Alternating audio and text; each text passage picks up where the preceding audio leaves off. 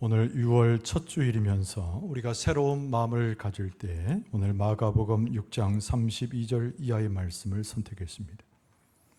예수님과 함께하는 믿음, 우리 믿음의 현주소와 방향을 제시하는 제목입니다. 오늘 본문의 말씀이 담고 있는 전체의 내용은 우리가 너무나 익히 잘 아는 소위 예수님의 오병이어의 기적 부분입니다. 근데 이 말씀과 이 내용의 기록이 얼마나 중요한지, 마태복음으로부터 요한복음까지 전체 4개의 복음서에 예수 그리스도의 이 오병이어의 기적이 다 기록이 되어져 있습니다.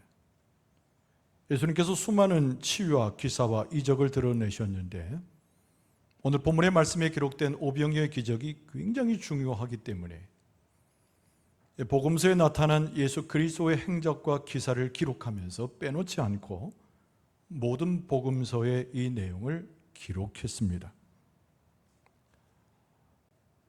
이 본문의 말씀을 우리가 대할 때마다 우리의 심장에 박동치는 것을 경험할 수 있고, 그리고 또 한편으로는 이런 놀라운 기적의 역사가 사실인가? 라고 하는 의문도 제기하면서 이 본문의 말씀을 대하게 되는 것이 사실입니다.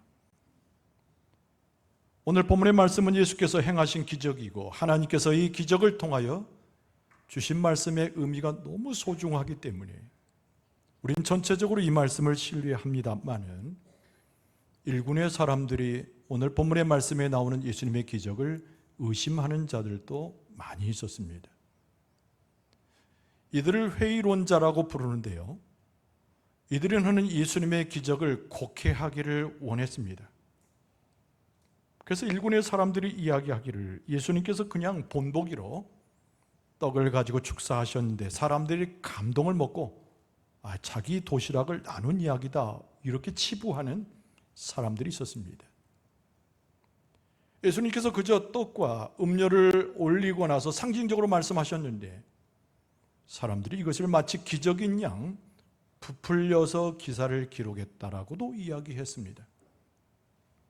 우스꽝스러운 사람들은 이야기하기를 예수님과 제자들이 동굴에다가 떡을 많이 숨겨놓고 작은 떡으로 먹이면서 하나씩 2개씩 꺼내어서 사람들 가운데 풍족하게 한 것을 기적처럼 만들었다고 풍자하는 사람들도 있었습니다. 이 모든 이들의 이야기는 예수 그리스도의 기적에 대해서 불신하는 그들의 잘못된 마음이 다 배경이 됩니다. 예수 그리스도의 오병이어의 기적은 단순하게 그 크기와 충격에 있어서만 우리에게 감동을 주는 것이 아닙니다. 오병이어의 기적은 예수 그리스도를 통한 하나님의 진리의 말씀과 복음이 무엇인가를 우리에게 전해주는 굉장히 큰 의미를 담고 있는 것이 오늘의 본문의 말씀에 기록된 예수님의 오병이어의 기적입니다. 따라서 이 말씀은 우리가 깊이 이해해야 되고, 이 말씀을 깊이 믿음으로 받아들여야 되고, 이 말씀의 기적의 역사에 기록된 중에 하나님이 우리에게 뭐라고 말씀하기를 원하셨는가를 우리의 심령 가운데 갈망하여 얻을 수 있어야 됩니다. 먼저 이 사실이 실제로 일어나는 것임을 받아들여야 되겠지요. 하나님이 세상을 창조하셨습니다. 창세기에 보면 아무것도 없는 세상 가운데 온전한 것을 이루어 주셨지요.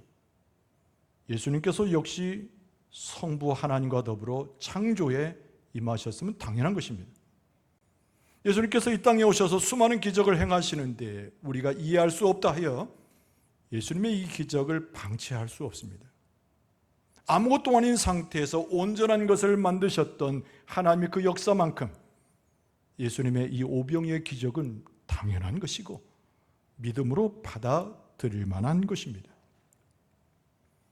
오병이어의 기적을 일으키시는 예수님, 그리고 여기에 하나 더 주제가 첨가되는데, 우리는 주님 앞에 우리의 믿음을 드러낼 때 우리가 가진 것을 주님 앞에 다 드려야 된다고 하는 하나의 매우 중요한 교훈을 함께 기억하게 됩니다.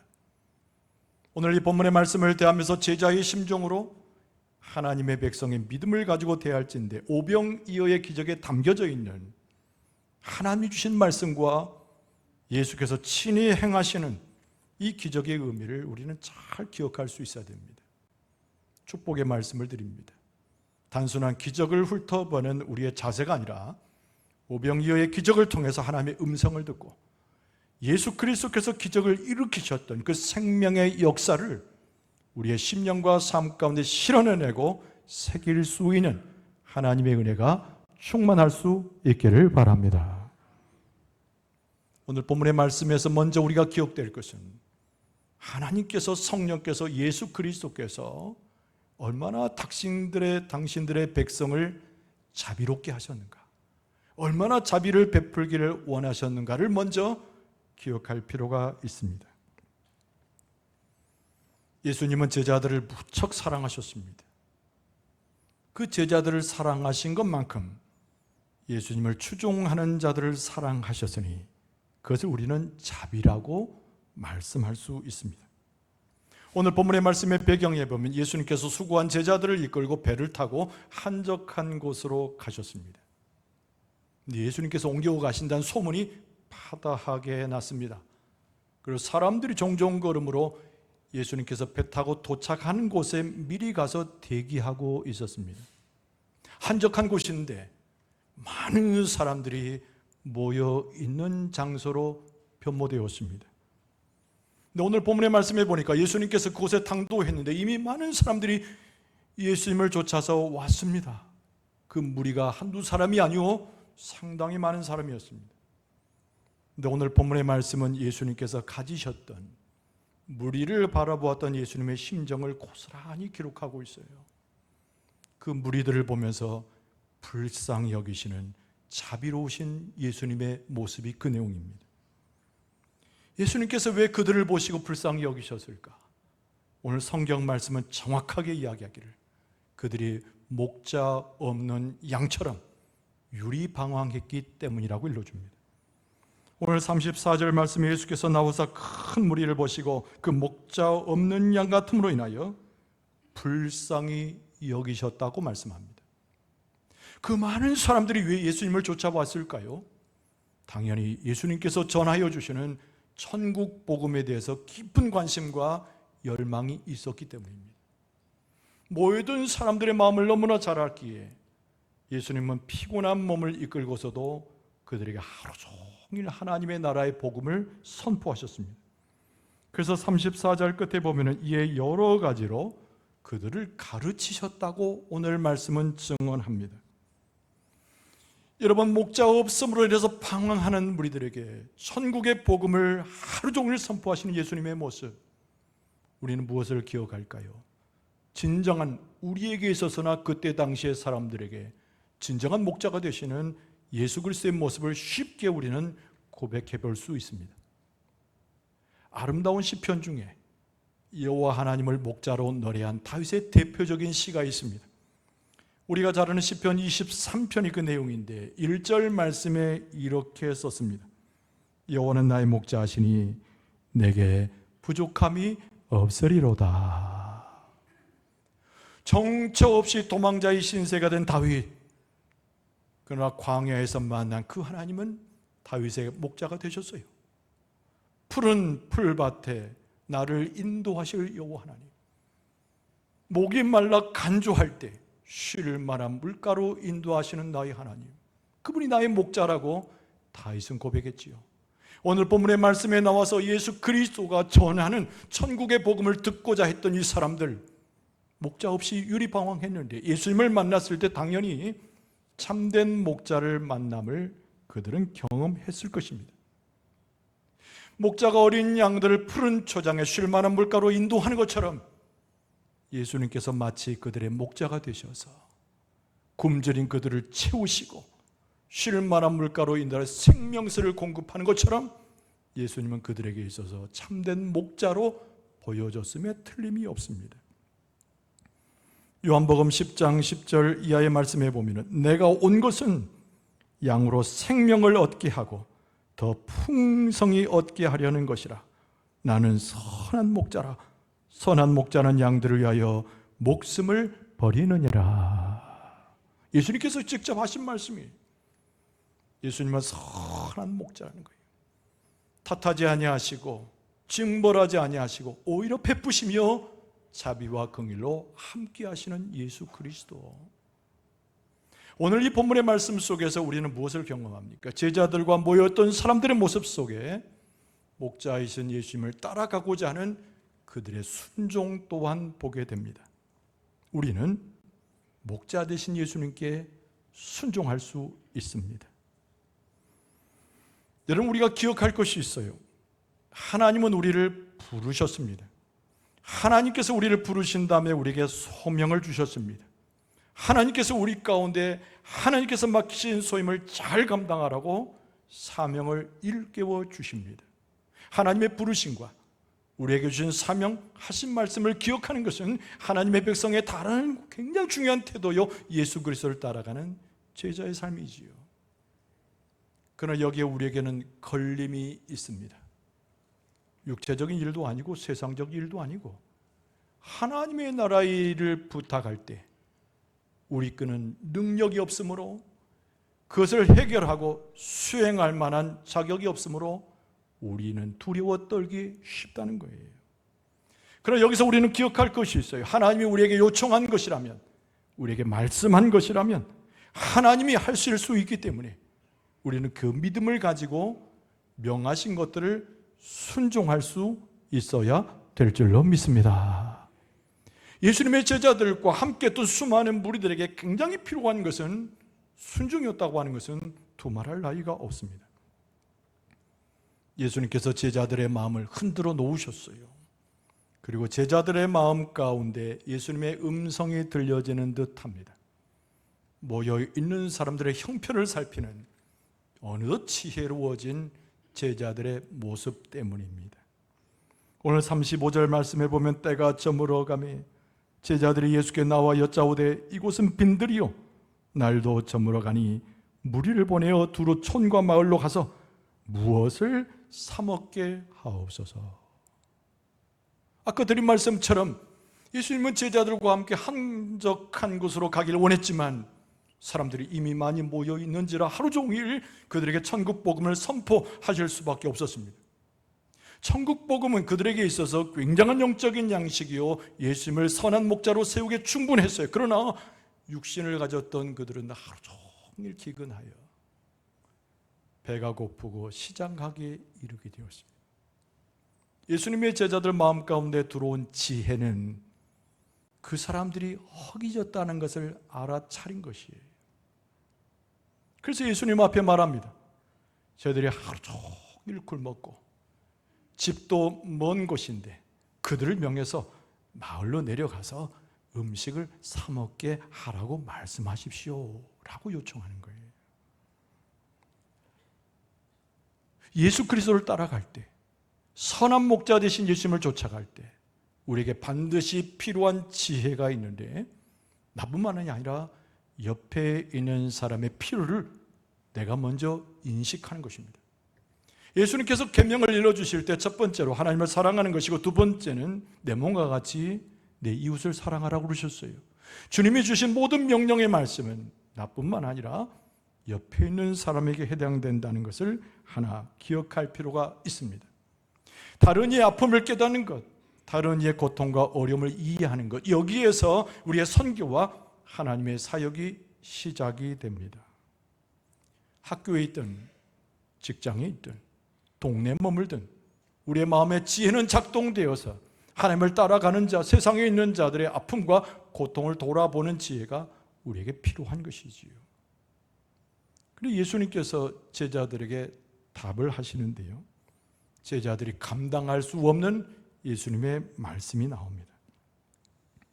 37절 말씀해 보면 대답하여 이르시되 너희가 먹을 것을 주라 하시니 여짜오되 우리가 가서 200데나리온의 떡을 사다 먹이리까? 이렇게 반문하는 장면이에요. 예수님께서 명령하신 겁니다. 저 사람들 마을로 내려가서 사 먹게 하지 말고 너희들이 나누어 주라, 이렇게 예수님 말씀하시는 거예요. 우리가 생각해도 불가능한 명령을 예수님께서 하신 거 아니겠습니까? 제자들이 뭐가 있어요? 아무것도 없는데 제자들도 역시 우리와 똑같은 생각을 했을 것으로 보여집니다. 예수님 무슨 말씀이십니까? 우리 손에는 떡도 없고 음료도 없고 아무것도 없습니다. 도대체 우리로 하여금 저들을 먹이라니요? 돈으로 환산하면 무려 200데나리온이나 돈이 필요합니다. 200데나리온이나 되는 돈이 얼마인지 우리 화폐 단위가 달라서 모르시죠? 한 사람의 노동자가 6개월 동안 열심히 일을 하고 받는 싹과 동일합니다. 계산해 보면은 우리나라 돈으로 2천에서 3천만 원 정도 해당되는 금액이에요. 너무나 많은 사람들이 모였는데 이 사람들을 다 먹이려고 하면은 최소한 우리 수중에 2천 내지 3천만 원 있어야 됩니다. 주님 지금 무슨 말씀하시는 겁니까? 라고 항변하고 있는 것이죠. 여러분, 제자들의 실수는 무엇입니까? 방금 지혜롭게 사람들의 형편을 예수님 앞에 아뢰었던 그들의 한계는 무엇인가요? 예수님이 주신 명령을 깡그리 잊어버리고 자기 형편에 막다 있는 장애만을 생각하는 그들의 한심한 한계였다는 거예요. 여러분, 여기서 우리는 기억을 해야 됩니다. 예수님께서 말씀하실 때, 하나님이 명령하실 때 우리의 형편이 열악하고 우리의 삶 자체가 이룰 수 없다고 판단될 때에도 하나님께서 능력으로 함께 하시고 그 일을 이루게 하실 때는 능히 못할 일이 없는 줄로 믿습니다. 불가능한 상황을 보고서도 그리스도께 복종해야 되고 순종해야 되는 우리의 태도를 잊어버리게 되면 그것은 제자도 아니고 하나님의 백성도 아닌 것이죠. 하나님께서는 우리에게 뭐라고 말씀하실 때, 우리에게 명령을 주실 때는 그것이 이루어질 것을 알고 주신 거예요.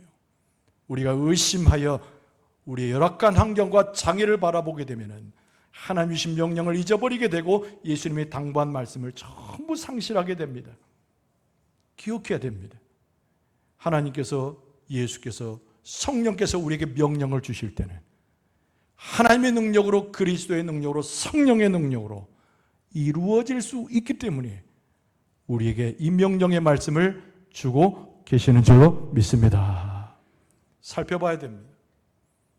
제자들의 지혜를 다시 한번 일깨우는 예수님의 말씀이 있어요. 가지고 있는 것이 무엇이냐라고 하는 예수님의 질문입니다. 38절 말씀에 보면 이르시되 너에게 떡 몇 개나 있는지 가서 보라 하시니 알아보고 이르되 떡 5개와 물고기 2마리가 있더이다 라고 보고를 했습니다. 계속 말씀을 드리지만 하나님께서 우리의 수준을 넘어가고 우리가 감당할 수 없는 일들을 우리에게 명령하실 때 기억해야 돼요. 지금까지 하나님께서 베푸셨던 것이 무엇이었는가를 살펴보는 지혜가 필요합니다. 아무리 작아도 하나님으로부터 온 하나님의 은혜와 복이 무엇인지를 세어볼 수 있어야 된다는 거예요. 예수님과 함께 한다면, 하나님과 함께 한다면, 성령의 역사가 충만하다면 감당하지 못한 일들도 기적 가운데 수행되게 될 줄로 믿습니다. 찾아보니 떡 5개, 물고기 2마리가 있었어요. 가지고 왔습니다. 어떻게 진행됐을까요? 여러분 41절을 보세요. 예수께서 떡 5개와 물고기 2마리를 가지사 하늘을 우러러 축사하시고 떡을 떼어 제자들에게 주어 사람들에게 나누어 주게 하시고 또 물고기 2마리로 모든 사람들에게 나누어 주시매. 굉장히 단순하지요. 예수 그리스도의 기적의 역사는 너무나 단순합니다. 첫 번째는 가지고 온 오병이어를 가지고 감사하며 하나님 앞에 기도하여 축사한 거예요. 여기서 축사라고 하는 것은 감사기도 드렸다는 겁니다. 당신의 백성들이 가지고 왔습니다. 당신의 백성들이 하나님의 명령을 수행하기 위해서 지금 가지고 왔습니다. 크고 작은 것이 중요한 것이 아니라 하나님 앞에 가지고 온 주의 백성들의 드려짐을 감사로 기도하신 거예요. 그리고 예수님의 마음 가운데는 충만한 믿음이 있어서 모든 것을 하나님께 맡겨드리게 됩니다. 떡을 떼고 물고기를 나누어서 제자를 통하여 모인 자들에게 나누어 주신 거예요. 할렐루야. 복잡하지 않습니다. 떡을 쪼갰습니까? 떡을 여러 개로 나눴습니까? 전혀 그런 기사가 나오지 않고 하나님 앞에 기도하여 감사한 다음에 하나님께 모든 것을 맡겨드려 버리는 예수 그리스도의 믿음 가운데 기적의 역사가 시작된 것입니다. 감사할 수 있고 하나님을 향한 믿음을 갖고 있고 예수님이 우리와 함께 하시고 하나님을 인도하시니 우리 가운데 이 기적이 생겨나게 될 줄로 믿습니다. 결과가 어떻게 됐어요? 여러분 42절에 보면 다 배불리 먹고 남은 떡 조각과 물고기를 12바구니에 차게 거두었으며 떡을 먹은 남자는 5,000명이었더라. 할렐루야. 의심하지 말고 이 말씀을 잘 받는 믿음이 충만할 수 있기를 바랍니다. 이 시점이 너무 중요해요. 42절에 뭐라고 되어 있습니까? 다 배불리 먹었다고 되어 있어요. 여기서 배부른다는 말에 다른 본문에 보면은 예수님께서 마지막 최후 만찬 때 제자들과 함께 하실 때 잔에 채웠던 그 포도주의 내용과 똑같은 어원입니다. 그 잔에 빈잔에다가 포도주를 가득 채운 거예요. 거기서 가득 채울 때의 어원과 오늘 본문의 말씀에 나오는 배불리 먹었다는 배불림은 같은 말입니다. 결국 무엇을 이야기합니까? 예수 그리스도께서 감사하며 전적으로 믿는 가운데 행위를 하셨을 때에 모두가 다 배불리 먹었는데 예수 그리스도의 고난의 잔에 포도주가 가득 채워져서 참된 음료가 되고 예수 그리스도의 피로 변하듯이 놀라운 그 역사가 하나님으로부터 예수 그리스도의 능력으로부터 우리 가운데 기적으로 나타난 줄로 믿습니다. 5,000명이라고 했는데 이런 마태복음에는 5,000명의 남자 외에도 여성과 아이들이 있었다고 전해줍니다. 이런 마태복음 14장 21절에 먹은 사람은 여자와 어린이 외에 5,000명이나 되었더라. 여러분 하나님의 기적 역사는 차별이 없습니다. 남자에게만 주신 것이 아니고 여인에게도 준 것이고 심지어는 많은 사람들이 어리석다, 많은 사람들이 별 볼 일 없다 이야기하는 어린아이들까지 예수 그리스도의 기적을 경험했으니 모두가 다 배불리 먹고 모두가 가득 찬 잔을 함께하고 모두가 생명의 음료를 먹고 예수 그리스도를 통하여 놀라운 축복의 잔, 축복의 떡을 먹게 된 줄로 믿습니다. 여러분 요한복음은요 오늘 본문의 말씀을 그대로 전하면서 하나님이 광야에서 이스라엘 백성들에게 만나를 주신 것처럼 예수 그리스도께서 이 땅에 오셔서 진정한 생명의 떡이 되었다고 증언합니다. 요한복음 6장 14절에 그 사람들이 예수께서 행하신 이 표적을 보고 말하되 이는 참으로 세상에 오실 그 선지자라 하더라.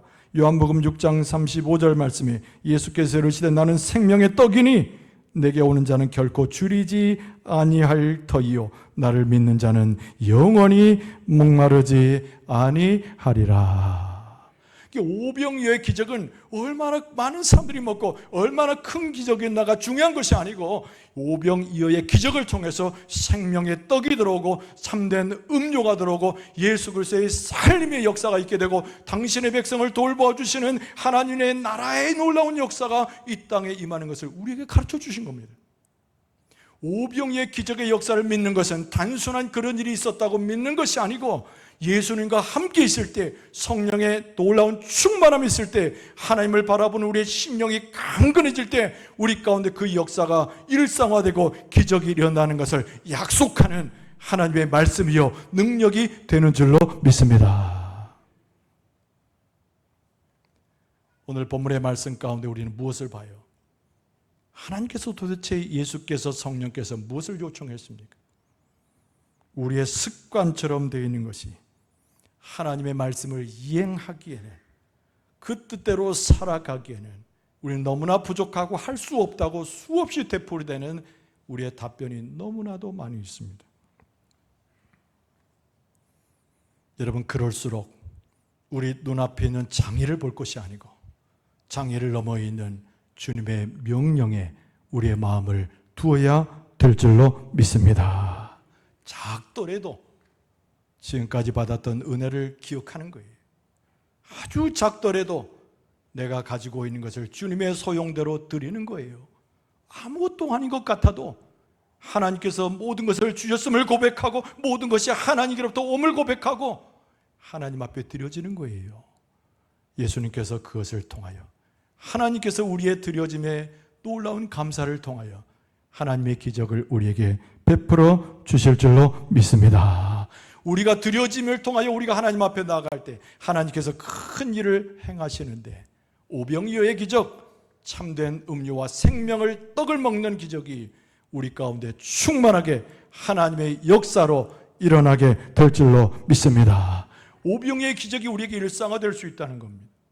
우리의 삶 자체는 하나님의 주인 되시고 예수 그리스도께서 중보자가 되시고 성령의 역사 가운데 기적을 이루어가는 삶이 우리의 삶입니다. 무기력하게 있을 이유가 없습니다. 핑계대어 뒤로 돌아갈 필요 없습니다. 우리는 하나님의 역사 가운데 그의 백성이 되고 그리스도의 십자가를 따라가는 제자가 되었으니 우리의 삶과 우리의 공동체 가운데 오병이어의 기적이 일어나게 될 줄로 믿습니다. 일어나게 될 줄로 믿습니다. 일어나게 될 줄로 믿습니다. 살리시고 꿰매이시고 바꾸시고 생명의 역사를 보여주실 줄로 믿습니다. 오병이어의 기적에 함께 참여하고 있는 우리의 모습 속에 예수님께서 명령하시고 놀라운 역사를 행하시니 하나님의 은총과 자비 가운데 그 역사를 다 경험할 수 있는, 일상 속에 그 기적을 경험할 수 있는 여러분과 저의 모습 되어줄 수 있기를 주의 이름으로 축원합니다.